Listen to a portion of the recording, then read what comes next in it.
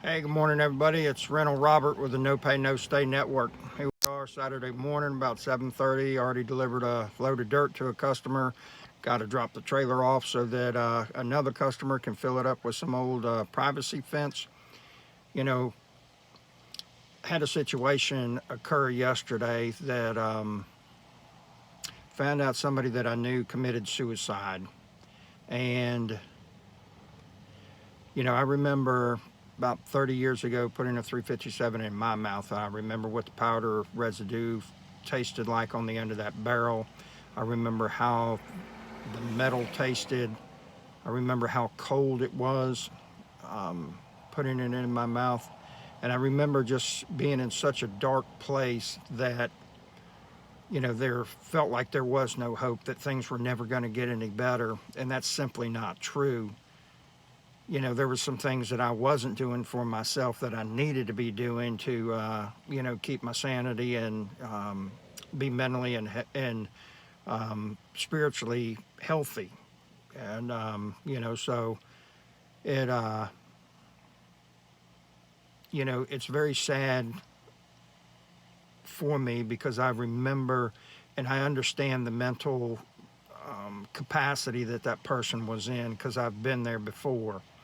But the thing that I have that is very sad with the whole situation is is people just say that she's passed, and now people need to know she killed herself, because that's got a whole different bearing, especially when a child is left.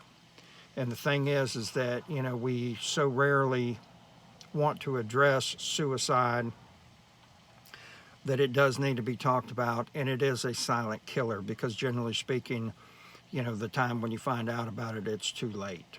And if you are thinking or contemplating about suicide, just remember, it is a permanent solution for a temporary problem. Things are not always going to be as bad as they are right in this moment. You might have to do some work. You might have to make some changes. You might have to get out of some relationships. You might have to get a second job. You might have to, get some counseling. I don't know what the cure or what it is that you need to help and do better, but I assure you of this: the alternative is not worth it. This is such a wonderful gift that God has given me, this life that I live. Um, I love being self-employed. I love hustling. I love grinding. That's why it's 7:30 on a Saturday morning. I'm taking a load of dirt, and then I'm going to somebody else's house, and then at 9 o'clock I'm replacing 2 water heaters at a friend of mine's rental property.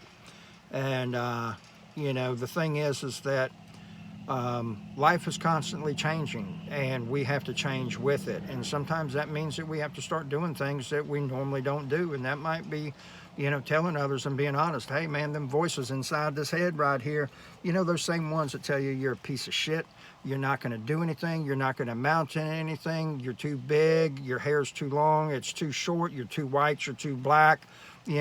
People like you are not supposed to do these kind of things.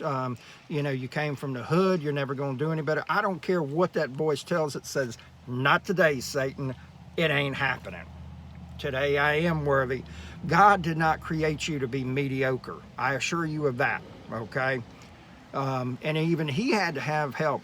Remember the disciples, okay? Jesus Christ, best man on earth, didn't even do it on his own, okay? He had to have help. All right, so there ain't no shame in your game for reaching out and saying, hey, I need some help. So do it. And again, it's not always going to be exactly the way that it is right now.